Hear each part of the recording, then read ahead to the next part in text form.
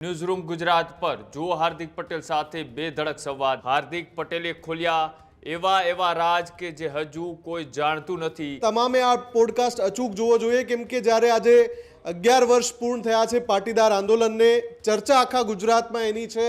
હાર્દિક પટેલની ચર્ચા છે, પાસના એ અનામત આંદોલનની ચર્ચા છે। બેધડક પોડકાસ્ટમાં હાર્દિક પટેલને એવા સવાલ પૂછ્યા છે અને એના એવા જવાબ હાર્દિકે આપ્યા છે જે આજ સુધીના વિતેલા 11 વર્ષમાં ક્યારેય એ મુદ્દા પર વાત નથી થઈ। ઘણી બધી બાબતોમાં હાર્દિક પટેલે એ ખુલાસા કર્યા છે જે અત્યાર સુધી એ બાબતે એ જવાબ આપવાનું કદાચ ટાળતા હતા અથવા તો એવા સવાલ એમને નહોતા પૂછાયા। આંદોલનમાં જે પણ થયું, પડદા પાછળ શું થયું હતું, એવી કઈ બાબત છે જે હાર્દિક પટેલ અને એના બહુ જ નજીકના વિશ્વાસુ સાથીઓ જાણતા હતા।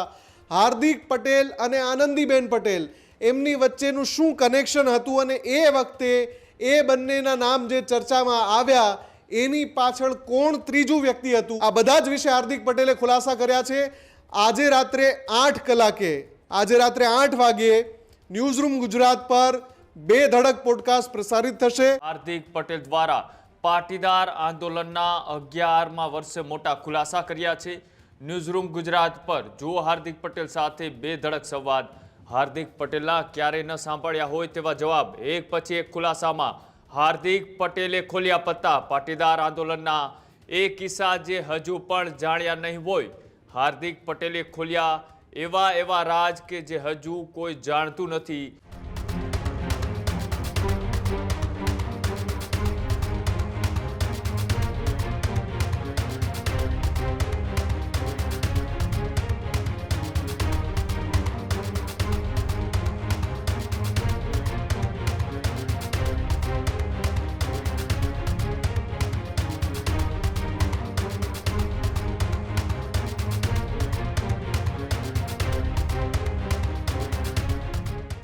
શું હતું 1300 કરોડની ઓફરનું સત્ય, તેનો પણ મળશે જવાબ। શું છે આનંદીબેન પટેલ સાથે હાર્દિક પટેલનું કનેક્શન, શું હતી હાર્દિક પટેલ અને કોંગ્રેસ વચ્ચેની ડીલ, આખરે કોણ હતું એ પાટીદાર આંદોલનના મૂળમાં।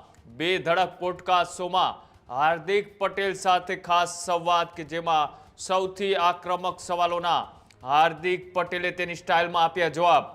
કોની સાથે હાર્દિક પટેલે વાંધો પડ્યો હતો, આવા તમામ સવાલો છે તેના જવાબ બેબાકીથી હાર્દિક પટેલે આજે જ્યારે પાટીદાર આંદોલનના 11 વર્ષ પૂર્ણ થયા છે ત્યારે યુવા આંદોલનકારીથી લઈ અને ધારાસભ્ય સુધીની સફર કેવી રહી અને એક નહીં અસંખ્ય મુદ્દા પર હાર્દિક પટેલે જે મૌન તોડ્યું છે અને આજે 11 વર્ષ પાટીદાર આંદોલનના પૂર્ણ થયા છે તેને લઈ હાર્દિક પટેલે આંદોલન અને પોતાની રાજકીય સફરને લઈ શું કર્યો છે, અમારી સાથે સંવાદ તેને લઈ મુફદ્દલ જોડાયેલા છે। મુફદ્દલ, હાર્દિક પટેલ કે જે આંદોલનથી ઉભરી અને અત્યારે ધારાસભ્ય સુધીની સફર અને સાથે જ 11 વર્ષ પાટીદાર આંદોલનના, શું વધારે આ સંવાદની અંદર એવું ખાસ કહ્યું?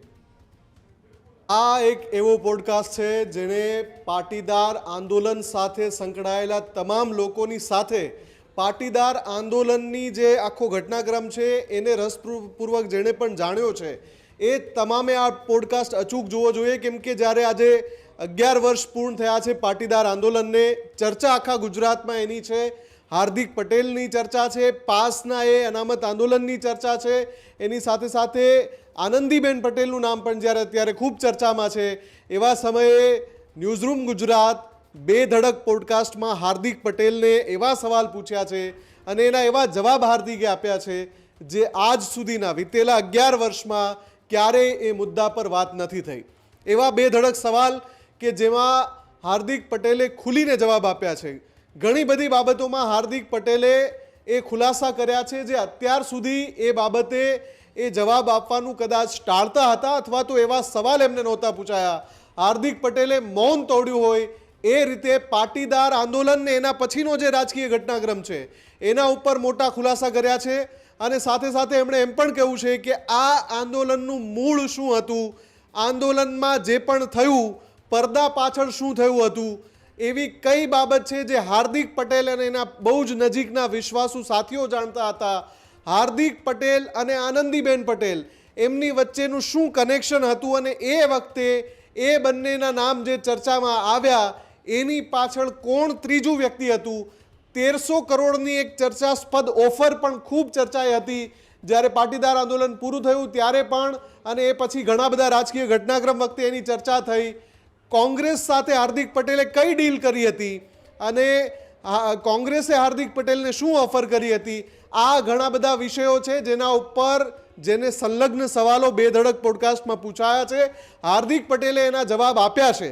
એની સાથે સાથે આનંદીબેન પટેલ જે તે સમયે તત્કાલીન મુખ્યમંત્રી હતા અને એમને જે હાર્દિક પટેલે જે તે સમયે પડકાર ફેંક્યો હતો એની પાછળ પડદા પાછળ શું થયું હતું અને ખરેખર એ આંદોલનને હાર્દિક પટેલે જે રીતે કહ્યું કે જે સફળતા મળી એ સફળતા સુધીની સફરમાં કોણ કોણ એવા વ્યક્તિ હતા જેમની સકારાત્મક ભૂમિકા હતી અને કોણ એવા વ્યક્તિ હતા કે જેમણે નકારાત્મક ભૂમિકા પણ અદા કરી હતી. આ બધા જ વિશે હાર્દિક પટેલે ખુલાસા કર્યા છે.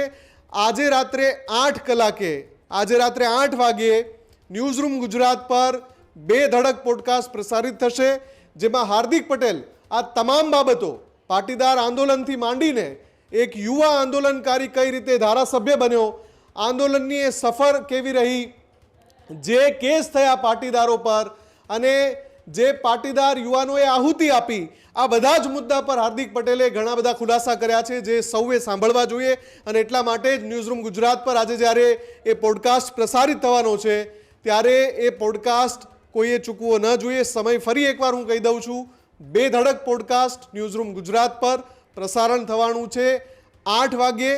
એની સાથે સાથે બેધડક ન્યૂઝરૂમનું જે અન્ય એક જે ડિજિટલ પેજ છે અને તમામ જે સોશિયલ મીડિયા પ્લેટફોર્મ છે ન્યૂઝરૂમ ગુજરાતના એના ઉપર પણ એને બ્રોડકાસ્ટ કરવામાં આવશે, પબ્લિશ કરવામાં આવશે. એટલે કે ટેલિવિઝનની સાથે સાથે તમામ ડિજિટલ પ્લેટફોર્મ પર પણ આ પોડકાસ્ટ આજે રાત્રે જોઈ શકાશે અને એમાં આ તમામ સવાલોના જવાબ મળવાના છે જે સવાલોના જવાબ છેલ્લા 11 વર્ષમાં નથી મળ્યા. કૃણાલ. જી બિલકુલ, આભાર જોડાવા બદલ, માહિતી આપવા બદલ. તો આંદોલનકારીથી લઈ અને ધારાસભ્ય સહિતની જે આખો એક ઘટનાક્રમ રહ્યો તેને લઈ હાર્દિક પટેલે અનેક ખુલાસાઓ છે તે કર્યા છે. આજે આંદોલનના 11 વર્ષ પૂર્ણ થયા છે. 11 વર્ષની અંદર પાટીદાર સમાજમાં શું બદલાયું, રાજનીતિમાં શું ફેરબદલ આવ્યો અને તેમની આવનારી સફર રાજકારણમાં કેવી છે, આ તમામ મુદ્દાઓને લઈ તેઓએ બેધડક સવાલોનો સામનો કરીને જવાબ આપ્યા છે. આજે રાતના 7:55 કલાકે ન્યૂઝરૂમ ગુજરાતની તમામ સોશિયલ મીડિયા જે ચેનલ છે તેની ઉપર આપ જોઈ શકો છો. ખેડૂત ભાઈઓ છે ખેતરમાં ડ્રોન ઉડાવતા હોય છે ત્યારે આપણે એક પ્રશ્ન સતાવતો હોય છે કે જે આપણે અત્યાર સુધી જીપીએસ ટેકનોલોજી વાળા ડ્રોન વાપર્યા છે, જેથી કરીને મોબાઈલ ટાવર છે અથવા તો હાઈ ટેન્શન લાઈન પસાર થતી હોય, કોઈ વૃક્ષો હોય, ત્યારે જે જીપીએસ ટેકનોલોજી વાળા ડ્રોન છે એમાં ટકરાય અને ટ્રેસ થાય છે. પણ એગ્રીવન લાવ્યું છે જીએનએસએસ ટેકનોલોજી ડ્રોન, જેથી કરીને એ ડ્રોન છે એ કોઈ જગ્યાએ ટકરાય નહીં, પોતાની રીતે જ ડિસિઝન લે છે અને મૂવ થઈ જાય છે, જેથી કરીને જીએનએસએસ ટેકનોલોજી ડ્રોન છે એ વાપરવાનો આગ્રહ રાખો. આ જ પ્રકારની તમામ અપડેટ જોવા માટે ન્યૂઝરૂમ ગુજરાતને લાઇક, શેર અને સબસ્ક્રાઇબ કરવાનું ભૂલતા નહીં.